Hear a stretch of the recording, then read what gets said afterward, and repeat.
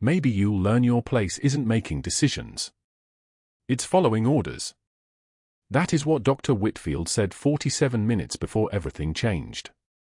Cedar Creek Medical's ICU at 0200 hours smells like antiseptic and burned coffee, fluorescent lights flickering over linoleum that squeaks under Megan O'Brien's white nursing clogs.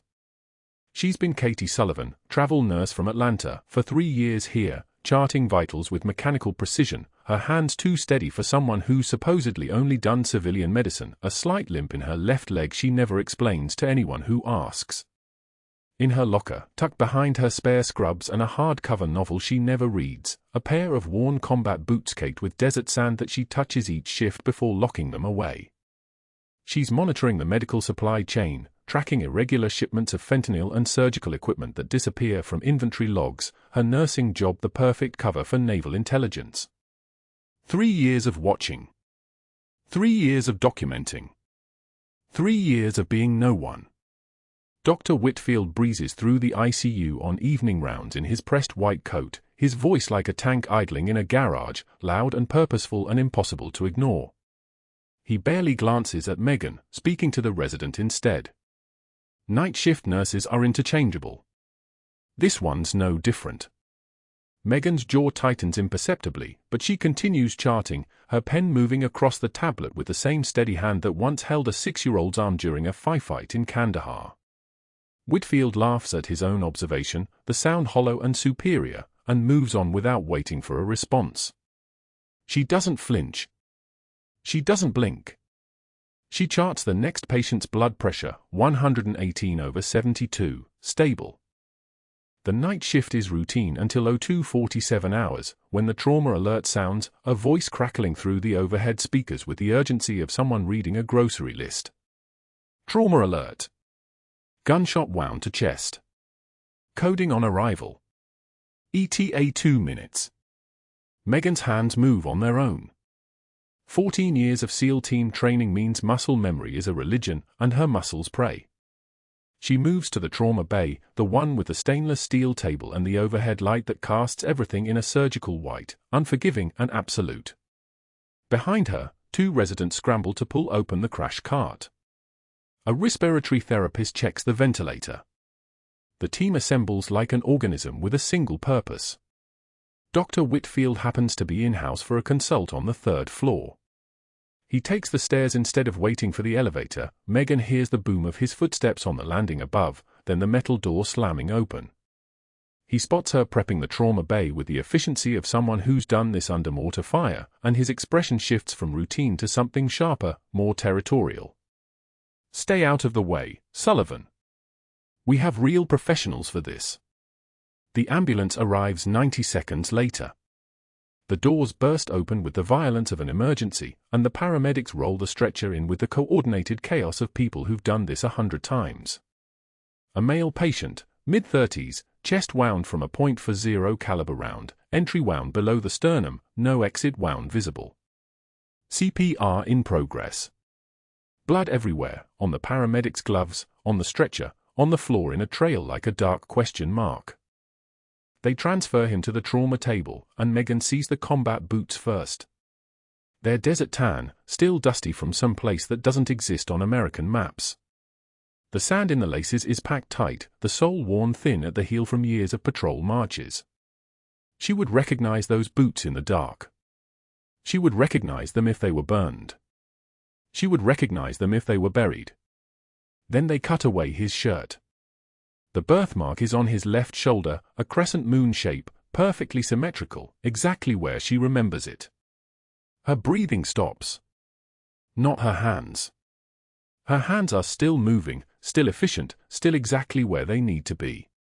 But her lungs forget their job for half a second because she's looking at a Navy SEAL who has the exact same birthmark as the 8-year-old boy she pulled from a burning compound in Marjah 20 years ago, the boy whose arm she'd gripped as flames consumed the structure around them, the boy who screamed once and then went silent, the boy she'd never seen again after handing him off to the extraction team. She blinks. Her jaw sets. She continues. Whitfield barks orders like a conductor who's forgotten the music exists only to serve the composition. Get me a central line. Type and cross for 6 units. Someone call the lab. He glances at Megan, who's already inserting a second fall line with a 14-gauge angiocath, her movements so precise they could be measured with instruments. I said we have professionals. Stop overstepping your scope. His voice cuts through the trauma bay like a blade, and Megan feels every eye in the room pivot toward her. The residents freeze. The respiratory therapist's hands pause on the ventilator settings. In this moment, suspended between one heartbeat and the next, Dr. Whitfield pulls out his phone. He makes a call. I need you here. Now. Trauma Bay 1. And bring others. Teaching opportunity.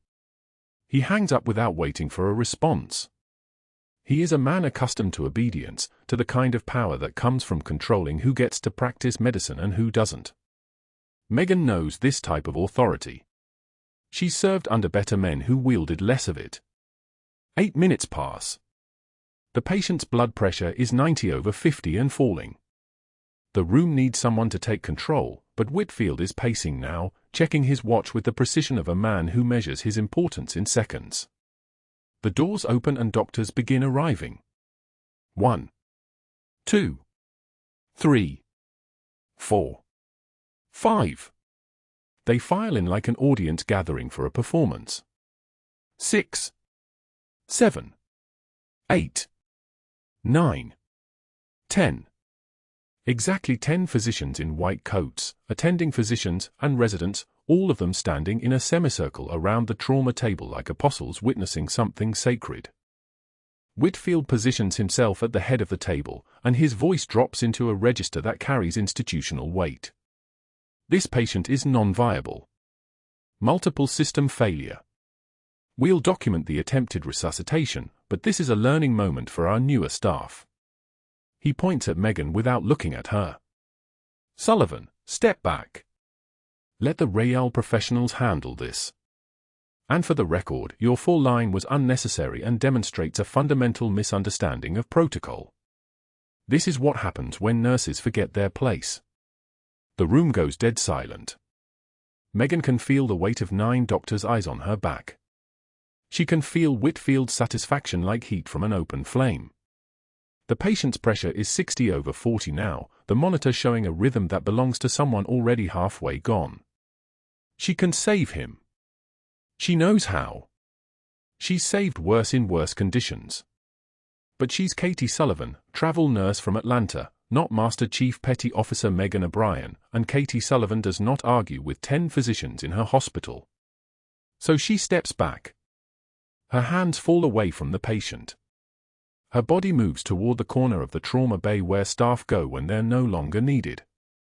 She watches the monitor, watches the numbers fall, watches the man with the 8-year-old's birthmark slip incrementally into cardiac arrest. Whitfield calls time of death at 0301 hours.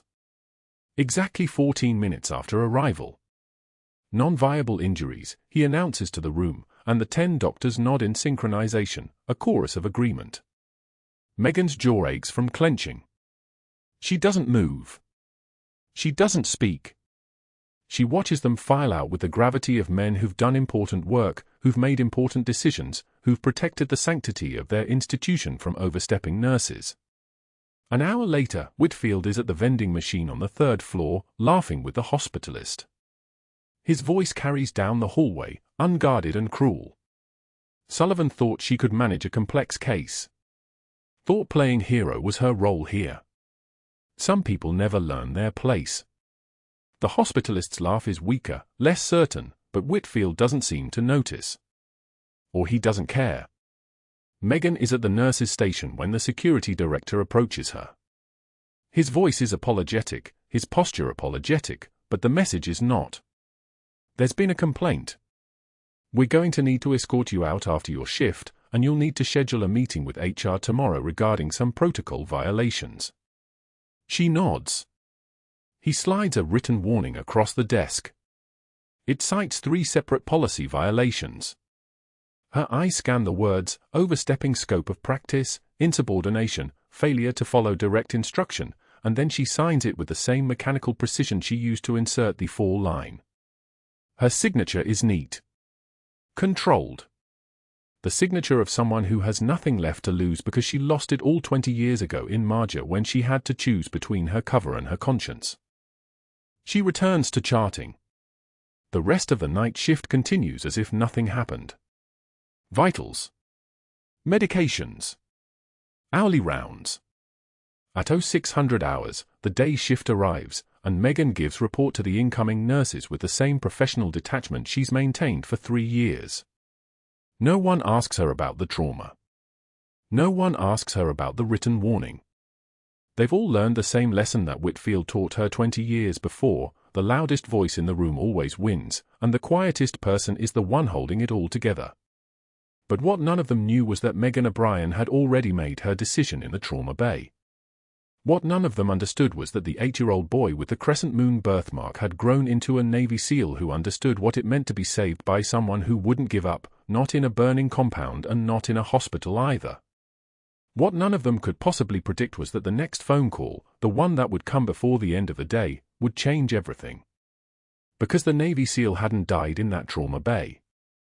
He died in her hands at 0301 hours, and that was the moment she stopped following protocols. The monitor flatlined at 0301 hours. Megan watched the green line go horizontal, each pixel a heartbeat that would not come. Dr. Whitfield glanced at his watch, a gesture she'd seen him make before, the kind of calculated pause that turned medicine into theater. Time of death, 0330 hours, he announced, his voice carrying the weight of institutional finality.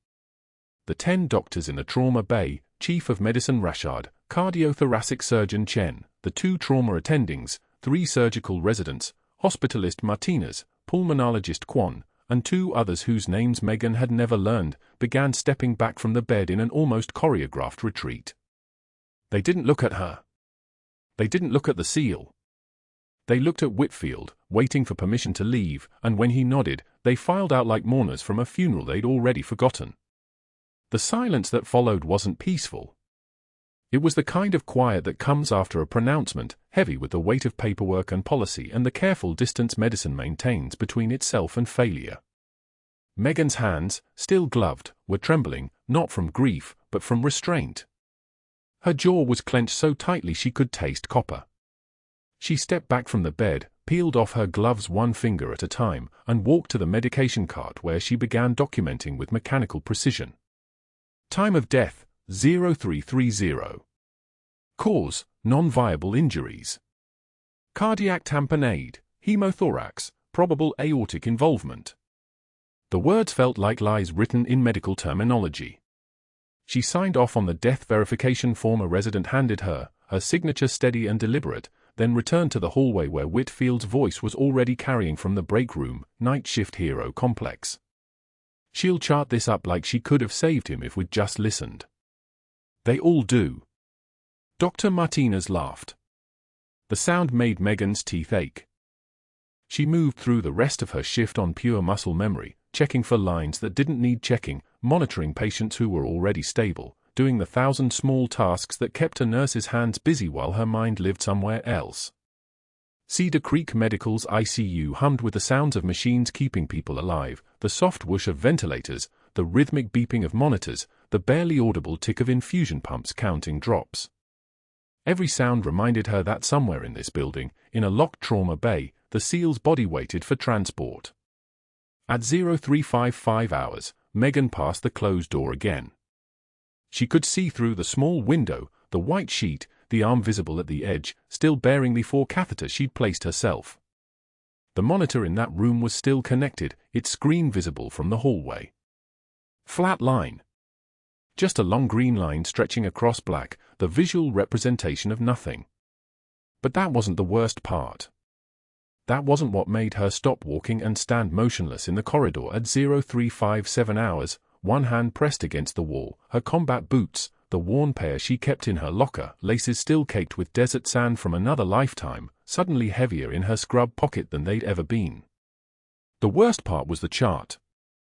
The medical record she'd pulled up on her tablet showed something the monitors had missed, something only someone trained in battlefield medicine would recognize. The interval between compressions on the last round had captured something. An electrical artifact. A flutter.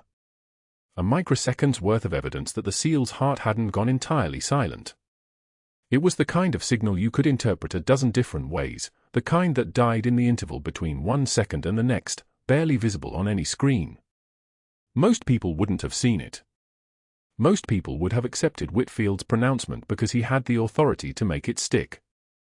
Megan saw it because she'd spent 20 years reading the difference between what was dead and what just looked dead. She pulled up the supply chain data on her tablet with one trembling finger, 3 years of careful documentation, of photographing manifests and logging serial numbers, of building a case against the diversion of pharmaceutical supplies through Cedar Creek Medical. Another shipment logged yesterday, morphine 100 mg per milliliter, surgical clamps, satin sky retractors, all signed off by Whitfield's electronic signature. The weapons pipeline. The whole reason she'd embedded herself in this hospital under a false identity, maintaining cover as Katie Sullivan, travel nurse from Atlanta. 3 years of investigation, one Navy SEAL who was supposed to be just another patient, and suddenly the parameters had shifted. Operational security said, maintain cover, gather evidence, do not compromise mission. Her operational security also said the 8-year-old boy she'd carried out of burning wreckage in Marjah was now lying under a white sheet, and that was not a protocol she could follow. At 0340 hours, the hallway was empty. The charge nurse was managing an admission in ICU Bay 4. The residents were scattered across the unit in rooms and at computer stations. Whitfield had retreated to the physician lounge with his coffee and his certainty and his 10 doctors who'd watched him pronounce a death that didn't have to be final. Megan's hand reached for the trauma bay door, and she paused for exactly 1 second, the moment every operative knows, the moment before you step across a line you cannot uncross. She thought about Marjah. She thought about the crescent-shaped birthmark on a small boy's shoulder, visible when the medic cut away his shirt in the helicopter. She thought about that same birthmark visible on the SEAL's shoulder, the identifying marker she'd seen when they'd cut away his combat uniform hours ago. 2 encounters with the same person, separated by 20 years and a war that was supposed to end differently than this. She pushed the door open and locked it behind her. The trauma bay was exactly as it had been left, the monitor still showing flatline, the SEAL's body beneath the white sheet, the crash cart waiting in the corner with all its instruments exactly where protocols said they should be. Megan moved with the kind of purposefulness that left no room for hesitation. She retrieved the scalpel from the crash cart, a number 10 blade, sharp enough to cut through ribs without tearing tissue, and the rib spreader, its hinged metal arms catching the fluorescent light. Her hands moved on their own. Battlefield medicine. That's what this was, stripped of the antiseptic pretense of hospital hierarchy. Out in the field, when a patient coded and the body was still warm, you didn't follow protocols. You followed the rhythm of the heart and the rhythm of the blood and the rhythm of someone who'd been breathing 2 hours ago. She pulled back the white sheet. The SEAL's chest was already open from the emergency resuscitation attempt, the sternum split and waiting. Megan didn't hesitate. She positioned her hands inside the chest cavity, one supporting the heart from beneath, the other over the top, and began direct cardiac massage, not the compressions that CPR would call for, but the rhythmic squeezing of the organ itself, feeling for the flutter that the monitor had only barely captured. She could feel the tissue, warm still, the pericardium torn from the initial trauma but intact enough. Blood slicked her wrists to the elbows. The sound of it was barely audible, just the soft hydraulic whisper of fluid moving where it had stopped moving. And she talked. Her voice steady, quiet, addressed to the SEAL whose eyes were closed beneath her hands. Marjah, 2003. You were 8 years old. Your mother was in the courtyard when the compound caught fire. Do you remember? You remember the heat. The smoke so thick you couldn't breathe. Your mother telling you to run to the well. Squeeze. Squeeze. Squeeze. The rhythm was perfect, the muscle memory absolute. But you froze. Kids freeze. The world was ending and you were 8 years old and you froze. I carried you out. 200 meters across open ground with rounds coming in and your mother already gone, and I carried you out because leaving you was not a decision my brain would accept. The monitor flickered. A beat appeared on the screen. Then another. You lived. You grew up. You became a warrior because you understood something at 8 years old that most people never understand, that there are reasons to stay in the fight even when everyone else is walking away. Even when 10 doctors tell you it's over. Even when the protocol says you're dead. Her hands never stopped moving. Blood dripped onto the white sheet below the table. You don't get to die twice. Not to Whitfield. Not on my watch. Another beat. A pattern forming. The monitor was showing sinus tachycardia now, rapid, irregular, but undeniably alive. The SEAL's heart had remembered how to work. 80 beats per minute. 90. Stabilizing. The color was returning to his fingertips, oxygen moving through vessels that had forgotten they had a job. His lungs, still ventilated by the machines, expanded and contracted with renewed purpose. The trauma bay door opened. Dr. Whitfield stood in the doorway, still holding his coffee cup, the steam rising from the rim catching the light. His eyes fixed on Megan's hands, still inside the chest cavity, blood to the wrists, her face visible over the surgical field with an expression that had shifted into something he didn't have a name for. It wasn't panic. It wasn't defiance. It was clarity. The clarity of someone who had already made a decision and was simply executing it.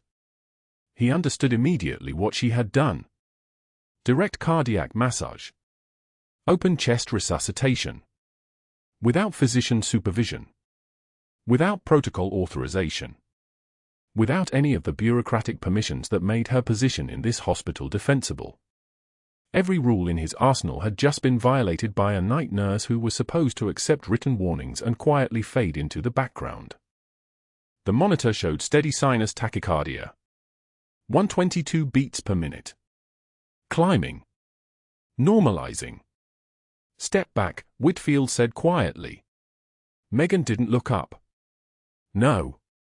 The word hung between them like a grenade with the pin already pulled. Megan's hands continued their rhythm, the heartbeat now strong enough that she could feel it fighting to synchronize with her own grip. The SEAL's blood was darkening her scrubs, marking her as someone who had stepped across a boundary that couldn't be uncrossed. She thought about Marjah. She thought about the boy. She thought about the rules she'd spent 3 years following, building her cover as Katie Sullivan, and the rules she was about to shatter in the next 30 seconds. Master Chief Petty Officer, a voice said from somewhere else, somewhere distant. It was her voice. Flat. Authoritative. A voice she hadn't used in 3 years. A voice that made the room's air pressure change. Did I stutter, Doctor? Whitfield's hand tightened around his coffee cup. The monitor continued its steady rhythm. The SEAL's eyes remained closed, but somewhere in his neural architecture, the spark was reigniting. The boy who had survived Marjah was remembering how to stay alive. The door was still open. The hallway beyond was still empty. And Megan O'Brien was no longer pretending to be anyone she wasn't. Whitfield moved fast. That was the problem with men like him. They understood the machinery of institutional power the way musicians understood scales, and he'd been playing this instrument for 37 years. By 30 hours, he'd made the first call. The medical board president picked up on the second ring, probably still awake, probably always awake, the kind of person who slept 3 hours and called it discipline. Whitfield's voice came through crisp and controlled. We had a protocol violation. Severe. Unauthorized invasive procedure on a postcode patient. I need to move fast. The president said something back. Whitfield listened. Then, I have 4 physician witnesses. Documentation pending. He hung up before the president could ask questions, because questions meant delays, and delays meant time for the narrative to calcify in a shape Whitfield couldn't control. By 45 he'd called the 2 hospitals where Megan's fake references worked, both staffing agencies, both already prepared with carefully crafted stories about an excellent traveler named Katie Sullivan, professional, reliable, quiet. Whitfield told the directors at both agencies that he was conducting a background verification for legal purposes, nothing serious, just routine, and did they have any concerns about Ms. Sullivan's practice history? The first director said nothing, perfect. The second one, a woman named Carlson who'd been paid $8,000 to maintain the cover, said something about how she was a solid nurse, very competent, never caused problems. Whitfield made a note. Even prepared lies could become liabilities if they sounded too enthusiastic. He'd circle back to that. By 0500, he'd already contacted the state licensing board's investigator, a man named Garrett who owed Whitfield a favor, a sentencing recommendation from 8 years ago that kept Garrett's brother-in-law out of federal prison. Whitfield didn't mention that debt. He just said, "I need an expedited external review. An authorized invasive procedure on a deceased patient, post-resuscitation attempt. I'm assembling the documentation now." Garrett didn't ask questions either. People who owed Whitfield didn't ask questions. The termination file took him until sunrise.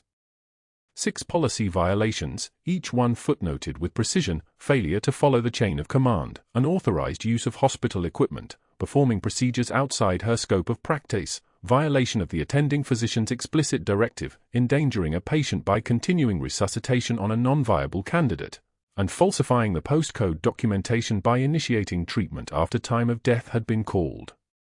The language was administrative, bloodless, devastating. He attached statements from Dr. Rashard, the 2 nurses who'd been outside the door when it locked, and, the real gold, statements from 4 of the 10 physicians who'd been present in the trauma bay. They'd been easy to gather. Most doctors understood that protecting hierarchy meant protecting the profession, and most understood that a nurse who thought she could overrule a chief of surgery needed to be reminded of her place in the ecosystem. By 0615, Garrett had confirmed the file was sufficient for an immediate suspension pending formal review. Whitfield made the calls himself, not delegating, because delegating meant someone else could take credit for the speed. He called Methodist in Jacksonville and St. Mary's in Wilmington and Coastal Carolina in Florence, using the same careful language with each HR director: "I'm reaching out regarding a former staff member's reference check. Katie Sullivan. I'm conducting due diligence for a potential position." Each director took notes. Each one asked if there were concerns. Whitfield's answer was always the same: "I think you'll want to speak with our licensing board investigator. We have an ongoing review." The implications were clear. By the time Megan could even get a phone call through, the story would already be spreading through the circuit, not the version she told, but the version that 10 doctors had already agreed to defend. Security arrived at 0625 with a box from her locker. The nurse uniform, the compression socks, the water bottle with the faded Navy logo, the book she'd been reading at lunch, the pair of gloves she kept for breaks. No one spoke to her. The protocol was efficient: badge deactivated, escorted, paperwork signed. Whitfield stood at the nurse's station with a printed copy of the written warning, already signed, waiting for her signature.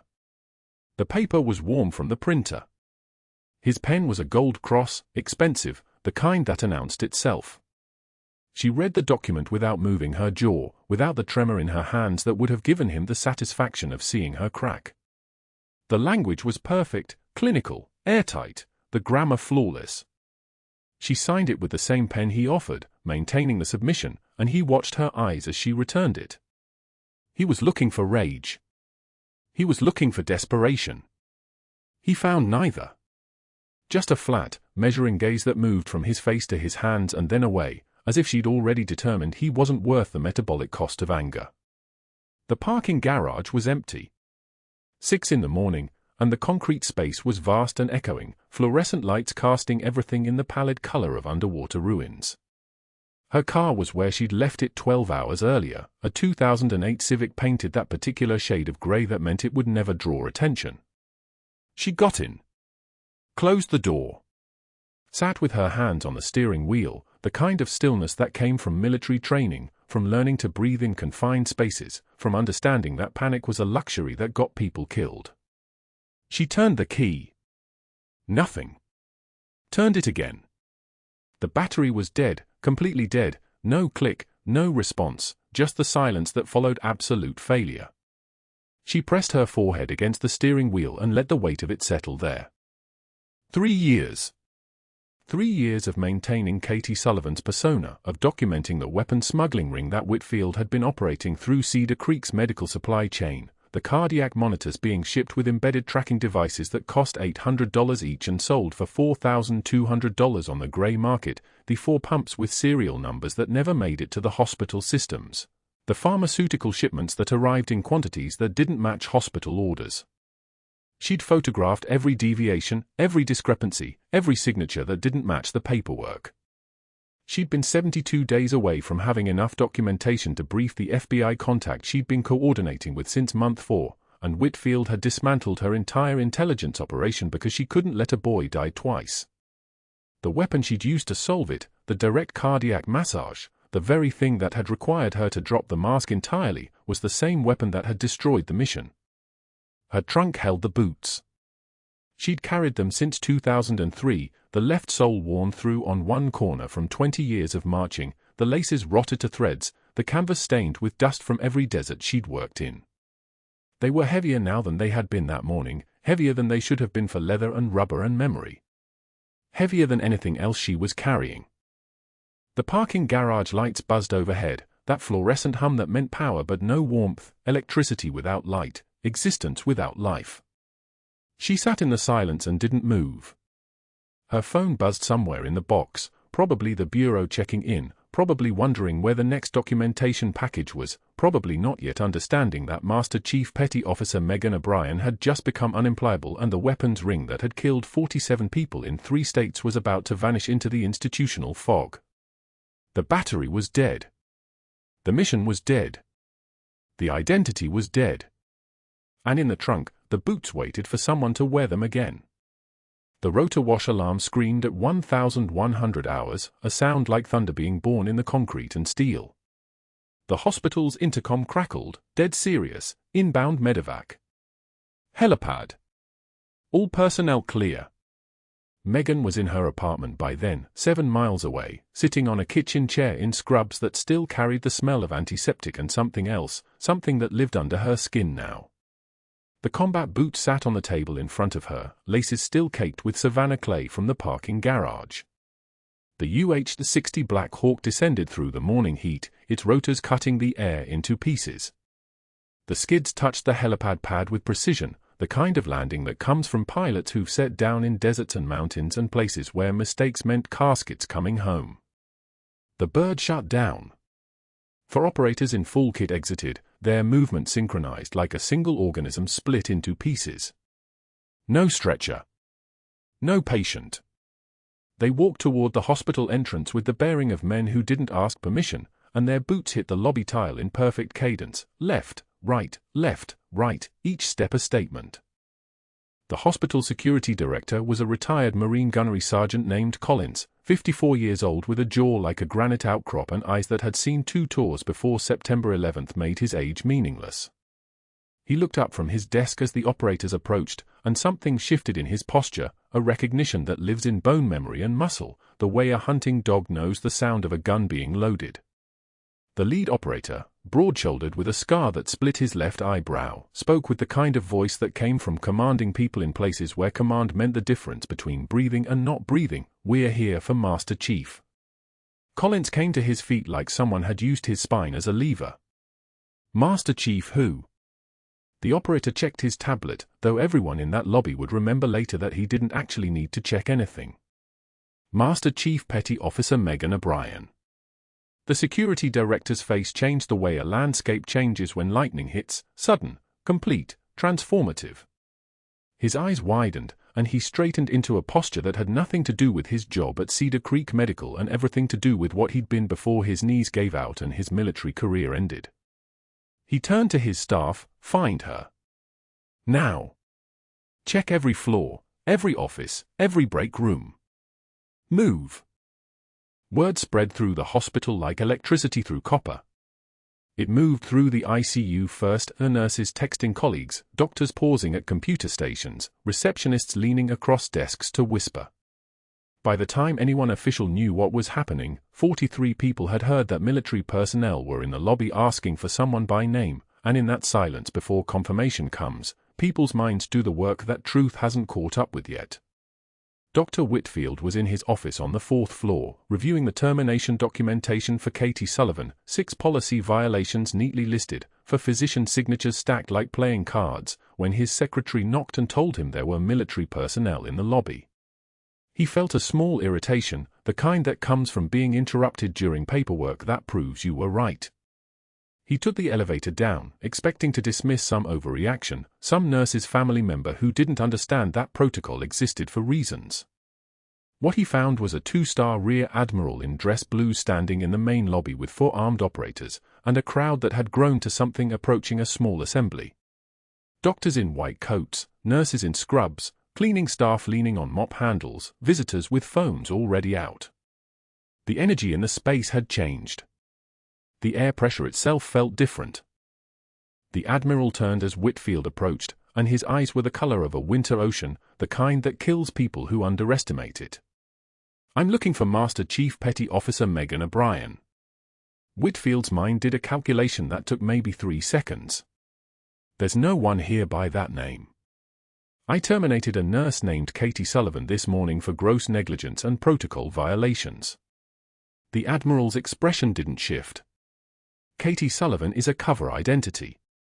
Her real name is Megan O'Brien, and she's been working in your ICU for 3 years under orders from Naval Intelligence."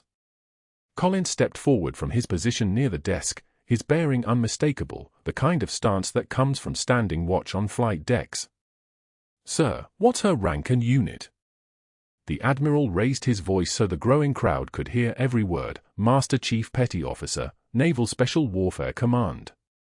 23 years active duty service." The lobby went silent the way a church goes silent when the organ stops playing, not just quiet, but emptied of sound itself. A resident physician whispered to the nurse beside him, "That's the ICU night nurse." Chen, one of the 10 doctors from the trauma bay, stood at the back of the crowd with his hands in his coat pockets, watching his career recalculate in real time. The Admiral pulled a citation folder from his aide and opened it, letting each decoration land like a hammer blow. Silver Star for Extraordinary Valor in Combat, Marjah, 2003. He paused. 3 bronze stars with valor. Another pause. 2 purple hearts. The room had become a hell breath. Navy and Marine Corps Commendation Medal with V device for valor. One of the operators, a man with corporal's chevrons and the kind of face that suggested he smiled rarely, added, "We call her Valkyrie. That's her call sign. 72 solo intelligence operations in denied areas. She's run more missions than most special warfare officers do in a full career." Whitfield's mouth had opened slightly, and it stayed that way, a portrait of a man watching the architecture of his assumptions collapse in real time. The Admiral's voice was quiet now, which somehow made it heavier. "In Marjah in 2003, Master Chief O'Brien single-handedly secured 14 civilians during an active engagement, including one 8-year-old local national boy. She ran 200 meters under sustained fire, carrying that child, and called in the extraction under fire while providing suppressive fire herself."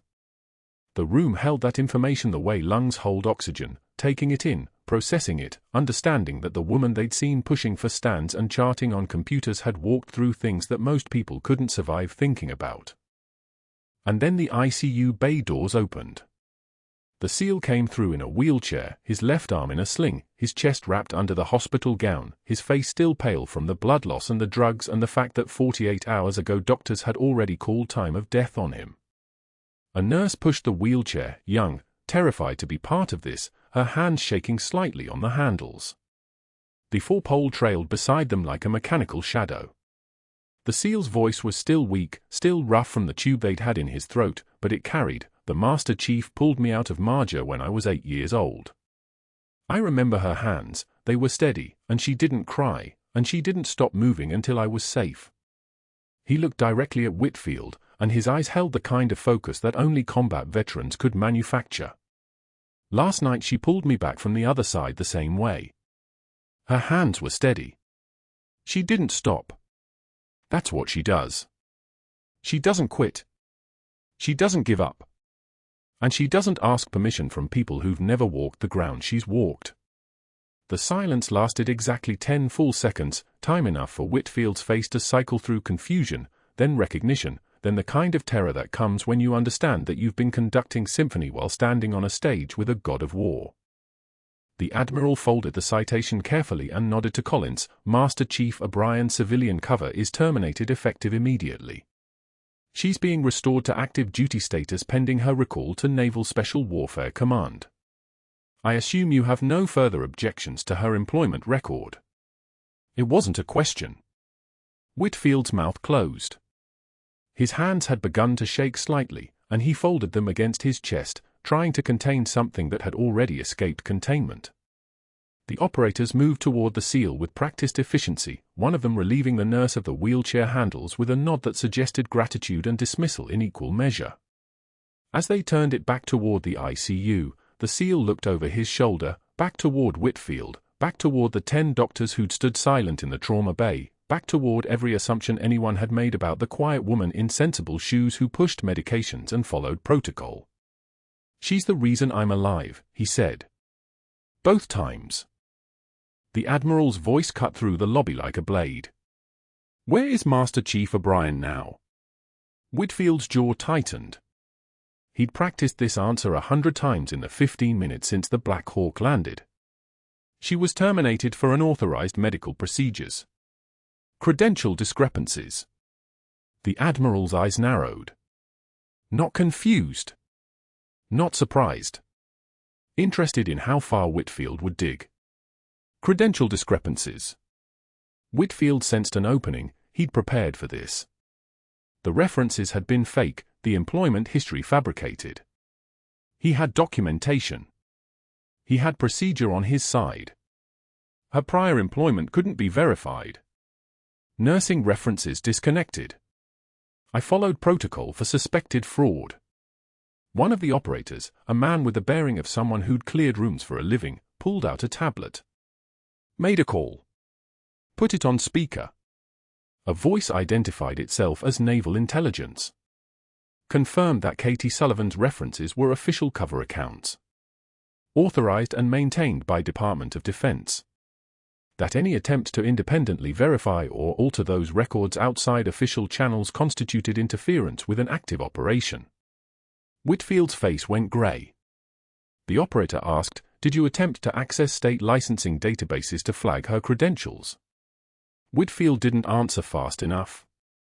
Collins, the security director, a retired Marine gunnery sergeant with a chest full of ribbons, stepped forward from where he'd been watching. His voice was quiet. "Doctor, did you try to modify her records in the state system?" The Admiral made a phone call. Short. Clipped. Professional.